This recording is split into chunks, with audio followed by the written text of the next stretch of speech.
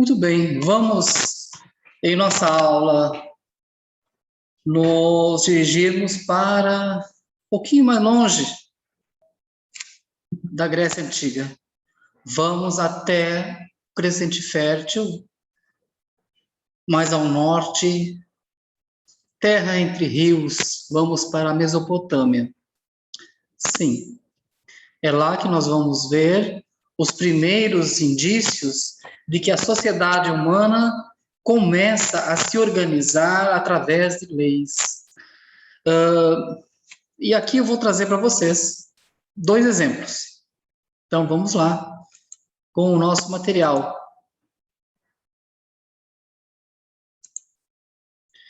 Vamos aqui ver o Código de Hammurabi. Isso nós estamos lá pelo ano 1700, aproximadamente antes de Cristo, onde Hammurabi, o responsável por decretar um código, né, conhecido por seu nome. E ele sobrevive até hoje, né, com cópias parcialmente preservadas. Né, são códigos de leis criadas, né, para padronizar as ações do rei.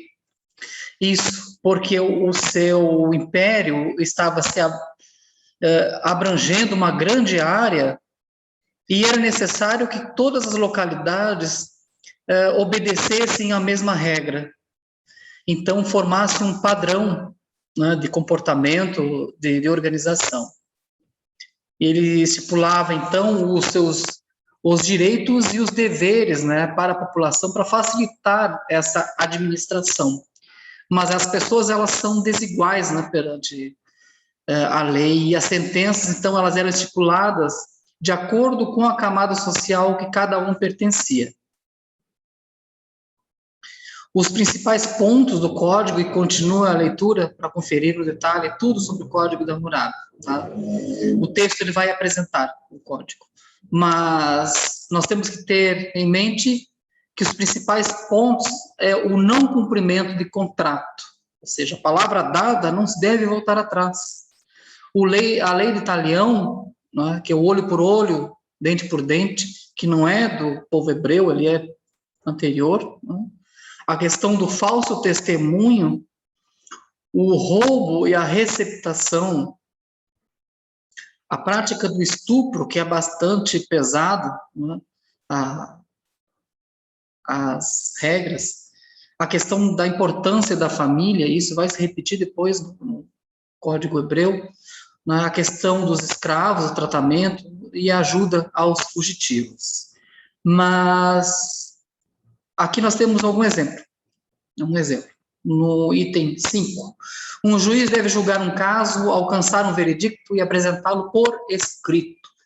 Se erro posterior aparecer na decisão do juiz e tal juiz for culpado, então ele deverá pagar 12 vezes a pena que ele mesmo constituiu para o caso, sendo publicamente destituído de sua posição de juiz, e jamais sentar-se novamente para efetuar julgamentos. Ou seja, na medida que o juiz, ele bate o martelo, não é? E ele, se não for de acordo com aquela decisão, se for injusto, e for provado que ele é culpado dessa injustiça, a pena recai sobre ele. Ou seja, a justiça é algo que deve ser exercido com a maior seriedade. No item 48, se alguém tiver um débito de empréstimo e uma tempestade prostrar os grãos ou a colheita, ou seja, derrubar os grãos, a colheita for ruim ou os grãos não crescerem por falta d'água seca, naquele ano a pessoa não precisa dar ao seu credor dinheiro algum. Ele devendo lavar sua tábua de débito na água, ou seja, a pagar, e não para pagar o aluguel naquele ano.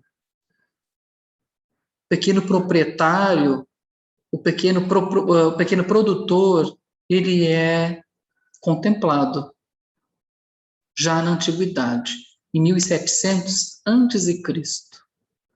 ser justo com aquele que trabalha com a terra, porque é dali que ele tira o seu sustento. A riqueza do império que gera a economia, que faz a economia girar, os produtos que são vendidos, os povos que vêm em busca, aquele que produz deve ser preservado. Não é só o grande, não, o pequeno também, questão de justiça social. No item 130, questão do estupro.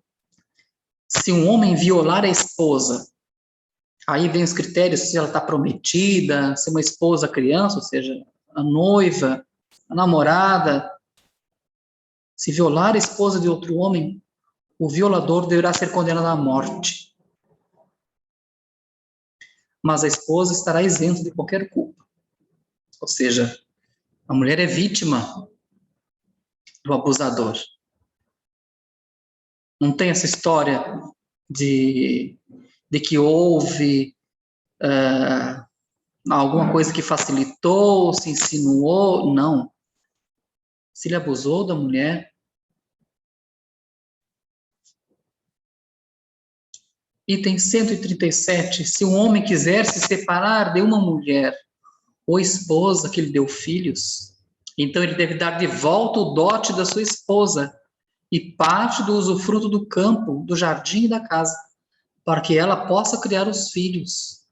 É a questão de justiça com aquela que trabalhou, com aquela que auxiliou, com aquela que cuidou. Quando ela tiver criado os filhos, uma parte do que foi dado aos filhos deve ser dado a ela. E esta parte deve ser igual à de um filho. A esposa pode, então, se casar com quem quiser, reconstruir sua vida.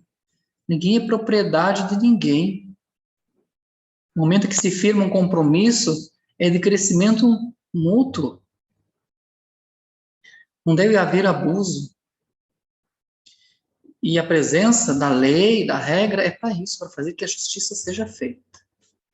Bem, aqui é onde está o Código de Hammurabi, dessa legislação que visa trazer justiça. Mesmo que a maioria dos artigos seja baseados na ideia de olho por olho, dente por dente, apesar de tudo isso.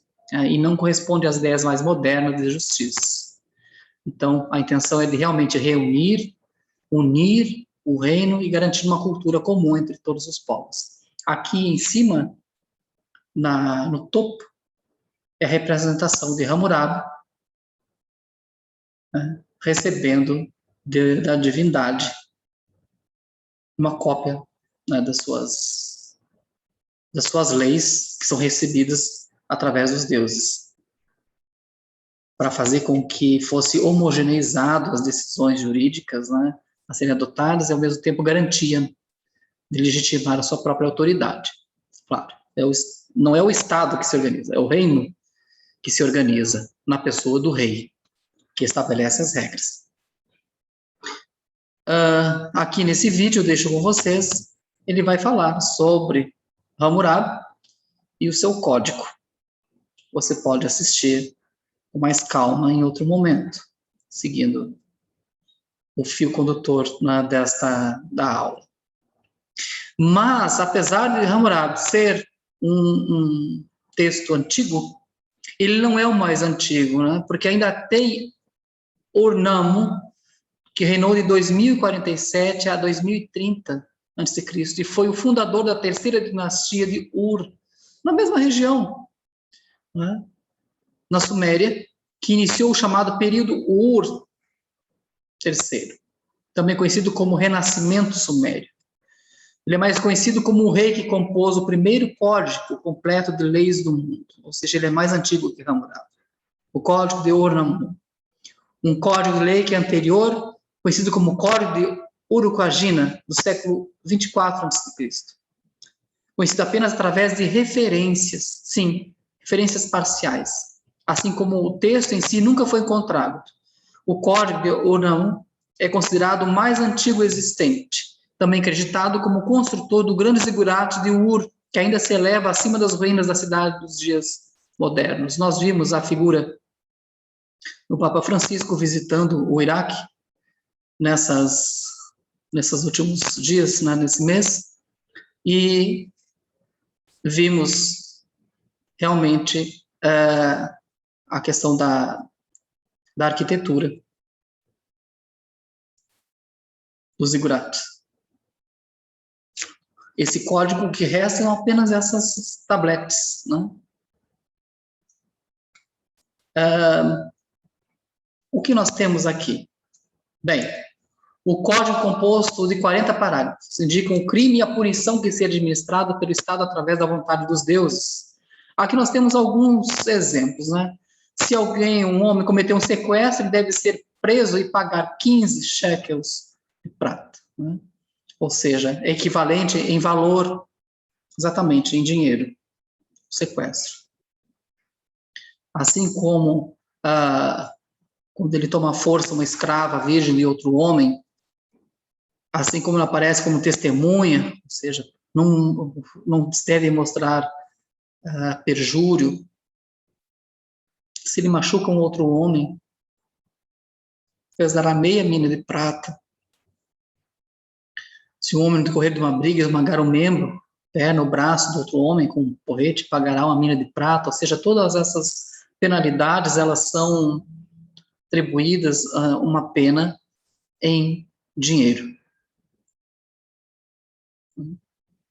Isso para nós termos ideia de que as leis, elas existem já desde a antiguidade para que seja organizada a sociedade. As coisas não podem existir de qualquer jeito. As coisas precisam ser organizadas de forma com que as pessoas tenham o mínimo de segurança dentro da sua sociedade.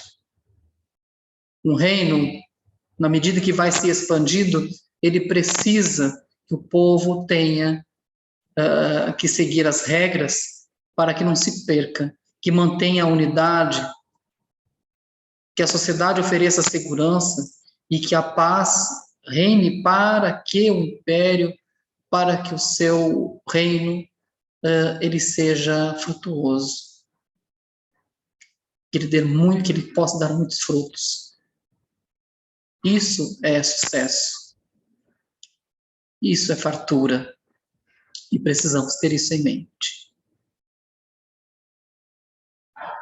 Ficamos por aqui com o Código de Hammurabi, para termos essa ideia da lei, mas continuamos também pela antiguidade. Então, retornamos até a Grécia, mas a Grécia helênica. Ficamos por aqui. Muito obrigado pela atenção de vocês. Foi uma grande satisfação tê-los na minha agenda.